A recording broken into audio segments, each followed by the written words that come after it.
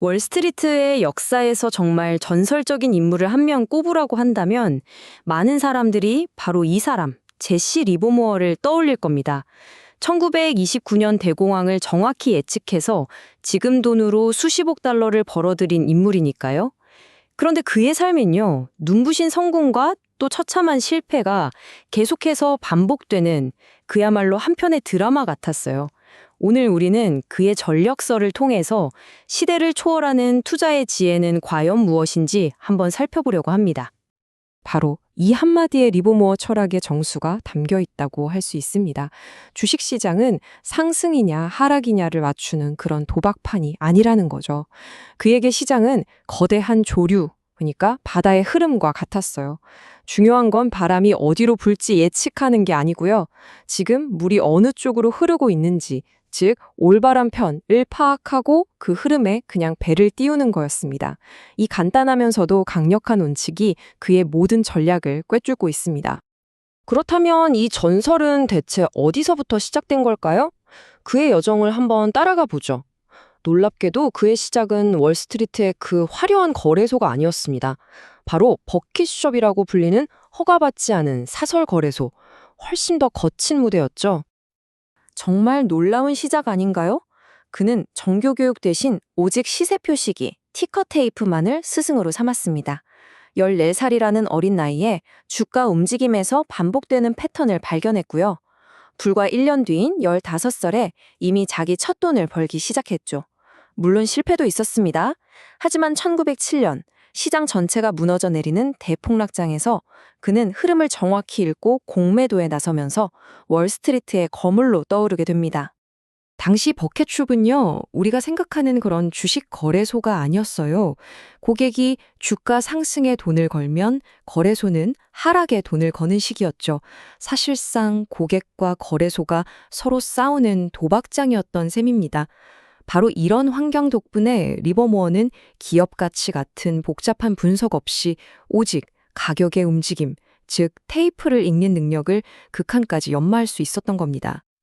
자, 그럼 그의 첫 번째 원칙으로 들어가 보겠습니다. 이건 그의 모든 투자 활동의 뿌리가 되는 가장 중요한 규칙인데요. 바로 절대 시장의 추세에 맞서지 말라는 것입니다. 버킷숍 시절에 그는 몇 센트의 작은 가격 변동에 빠르게 반응하는 그런 단타 매매의 제왕이었습니다. 하지만 월스트리트라는 거대한 바다로 나온 후에 깨닫게 되죠. 이런 잔돈 줍기로는 결코 큰 돈을 벌 수 없다는 사실을요. 그래서 그는 자신의 방식을 완전히 바꿔버립니다.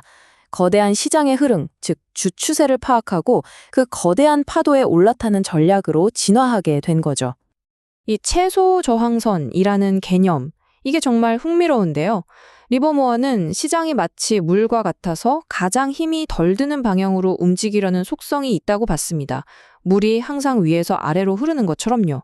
그러니까 추세에 저항하는 건 이 강한 물살을 거슬러서 억지로 헤엄치려는 것과 똑같다고 본 겁니다. 현명한 트레이더는 그 흐름을 찾아서 그냥 함께 흘러갈 뿐이라는 거죠. 자, 일단 올바른 추세에 올라탔다고 칩시다. 그럼 그 다음으로 가장 중요한 건 뭘까요? 바로 인내심입니다. 리버모어는 수익이 나고 있는 포지션을 너무 성급하게 파는 걸 가장 큰 실수 중 하나라고 봤어요. 진짜 큰 돈은 똑똑한 머리가 아니라 끈기 있게 기다리는 엉덩이가 벌어준다는 겁니다. 하지만 추세를 따르고 인내심을 갖는다는 게 말처럼 쉽지가 않죠. 왜 그럴까요? 바로 우리 안에 있는 가장 큰 적, 감정 때문입니다. 리버모어는 기술적인 분석보다 이 심리적인 측면을 훨씬 더 어려운 전쟁터라고 생각했어요.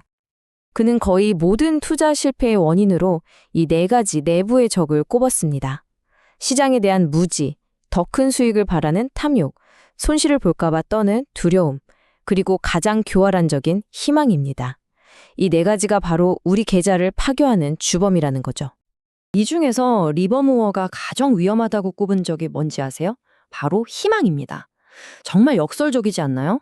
수익이 날 때는 빨리 팔아버리고 싶다는 두려움이 문제고요. 반대로 손실이 나고 있을 때는 언젠가 오를 거라는 희망이 문제입니다. 그는 바로 이런 희망이 손실을 눈덩이처럼 키우는 가장 큰 원인이라고 뼈저리게 느꼈습니다. 리버모어는 남의 말, 소위 정보를 믿고 투자하는 걸 극도로 경계했습니다. 모든 결정은 오직 자신의 연구와 판단에 근거해야 한다고 믿었죠. 하지만 그런 그조차도 이 원칙을 어기고 정말 값비싼 대가를 치른 적이 있습니다. 바로 이 퍼시 토마스 이야기입니다. 당시 면화 시장의 제왕으로 불리던 토마스가 이건 확실한 정보라면서 그에게 접근합니다.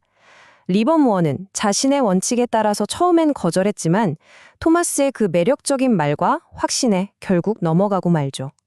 그는 평생의 신조를 버리고 자신의 판단이 아닌 남의 정보에 막대한 돈을 겁니다. 그 결과는 어땠을까요? 재앙에 가까운 손실이었습니다.